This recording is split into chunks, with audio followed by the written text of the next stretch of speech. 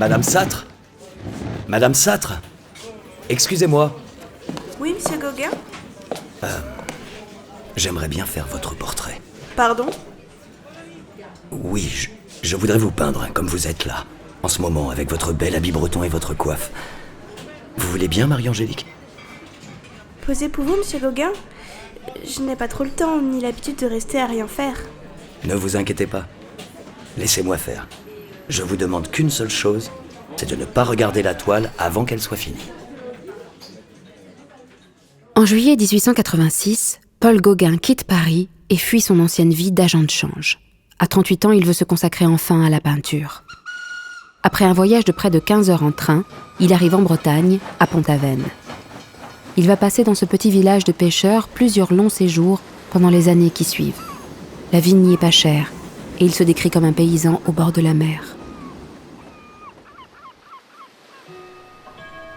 Voilà, ma chère Marie-Angélique. Votre portrait est fini. Je vous l'offre. Mais quelle horreur ! Ce n'est pas moi, ça ! Je ne ressens pas cette espèce de vache. Vous pouvez bien la remporter, je ne veux pas de ça chez moi. Je comprends pas. Je crois pourtant sincèrement que c'est mon meilleur travail. Tout comme Marie-Angélique Sâtre, on peut être dérouté par cette toile. Gauguin souhaite avant tout rendre hommage à la Bretagne, à un monde ancestral qu'il considère comme épargné par les évolutions de la vie moderne.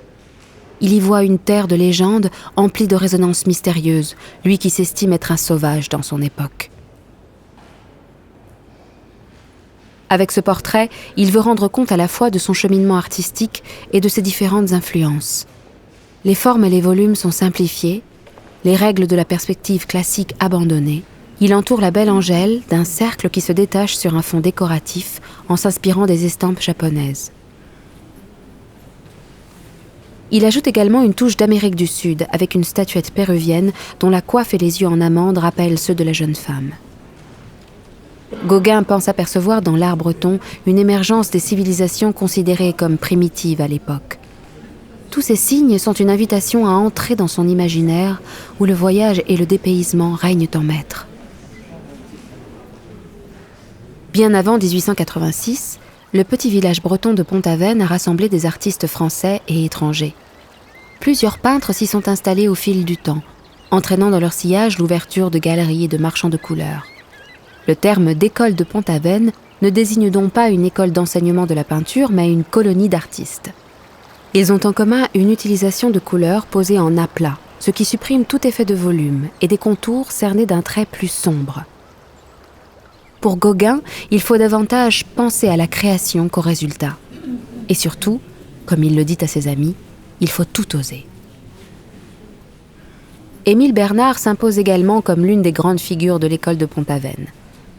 Dans cette scène qui paraît plutôt figée, il semble peindre à première vue des Bretonnes assises. Il ne montre pas la réalité, mais ordonne un jeu de formes et de couleurs. La disposition géométrique des robes, des ombrelles et des collines en parfait demi-cercle s'oppose à la verticalité des silhouettes et des arbres.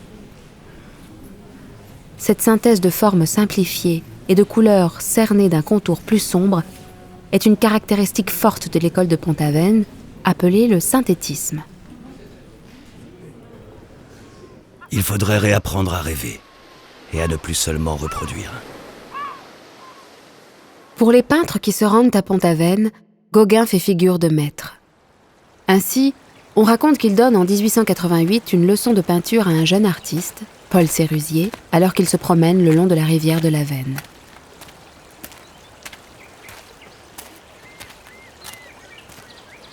Comment vois-tu ces arbres ? Ils sont jaunes ? Eh bien, mets donc du jaune. Cette ombre ? Plutôt bleus. Peins-la donc avec de l'outremer pur. Et ces feuilles, rouges, n'est-ce pas ? Alors mets du vermillon. Restée à l'état d'esquisse, cette huile sur bois de Sérusier, où la rive et les arbres se confondent avec leurs reflets dans l'eau, a joué un rôle important pour toute une génération de peintres. Ces jeunes artistes entrevoient la manière dont la couleur peut aussi traduire des émotions.